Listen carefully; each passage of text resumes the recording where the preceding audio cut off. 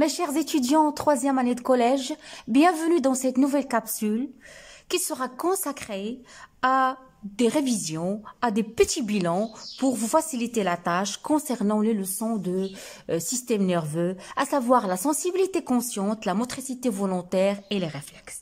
Donc, selon la demande de certains élèves qui m'ont contacté sur mon compte en Instagram, j'ai décidé de programmer, mes chers élèves, cette capsule pour vous résumer un petit peu surtout les deux leçons, la sensibilité consciente et la motricité volontaire.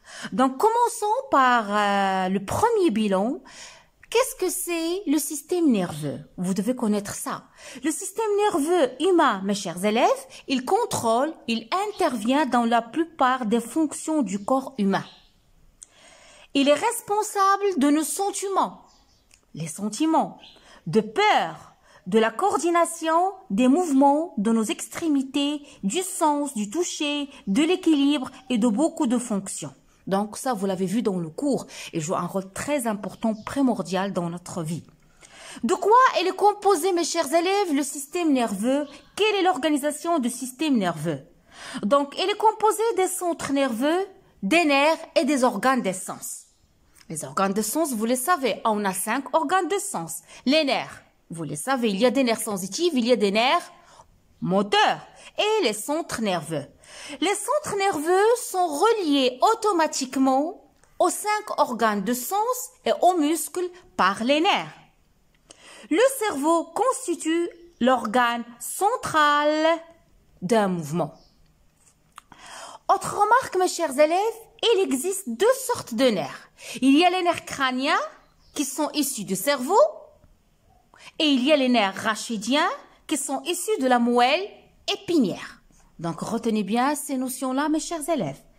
Quel est le rôle du système nerveux?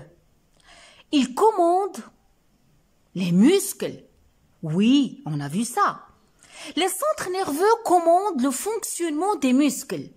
Ils analysent les différents messages nerveux reçus par les organes des sens et les transmettent grâce aux nerfs, les nerfs moteurs, aux muscles qui en réponse se contractent. Donc, autre chose que j'insiste à ce que vous la maîtrisez très bien, c'est que dès que l'un des organes des sens, que ce soit l'œil, l'oreille, la peau, la langue, reçoit une stimulation extérieure, une excitation, qu'est-ce qu'il y aura? Naissance d'un influx nerveux, on a vu ça. Il la transforme en un message nerveux appelé un message nerveux sensitif, qui sera transmis au centre nerveux, c'est-à-dire les aires sensitives, à savoir l'aire olfactif, l'aire gustative, l'aire de la vision, l'aire gustative, l'aire de la sensibilité générale. Cet influx nerveux sensitif sera acheminé, sera transmis par les nerfs sensitifs. À vrai dire, il sera transmis par les fibres sensitives, l'aliyaf, l'asabiyya, al-hissiyya. Ça, c'est clair. Donc, une fois que l'influx nerveux sensitif est arrivé au niveau des centres nerveux, qu'est-ce qu'il va y avoir? Ces centres nerveux, ils traitent cette nouvelle information et il va l'expédier en direction des muscles. Par l'intermédiaire de quoi? Oui, par l'intermédiaire des nerfs moteurs, l'aliyaf, al-harakiyya, al-asab, al-harakiyya, التي تتكون من ألياف. Comme résultat, les muscles se contractent et réalisent un mouvement. J'espère que tout ça c'est bien clair.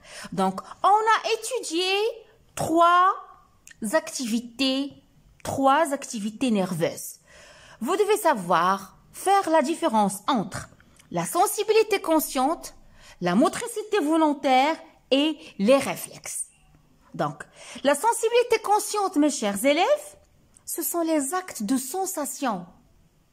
On sent l'odeur, on sent le froid, on sent la chaleur, on sent un objet. Donc, différentes sensations.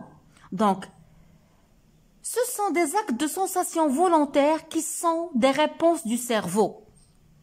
Ce sont des actes de sensibilité consciente qui peuvent se traduire par une attitude passive, exemple, entendre, voir, sentir.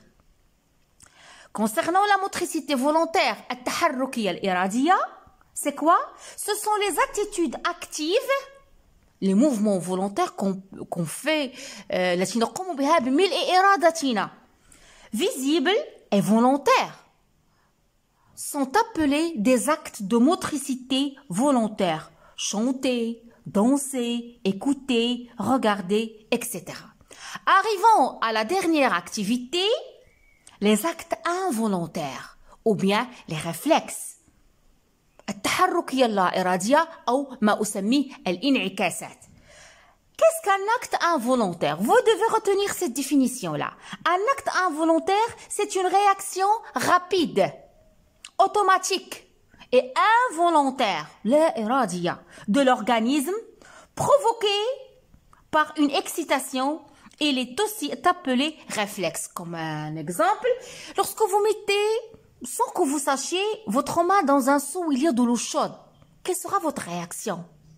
Soudainement, à l'instant même, vous enlevez votre main par peur d'être brûlé. Ça, c'est un réflexe. OK?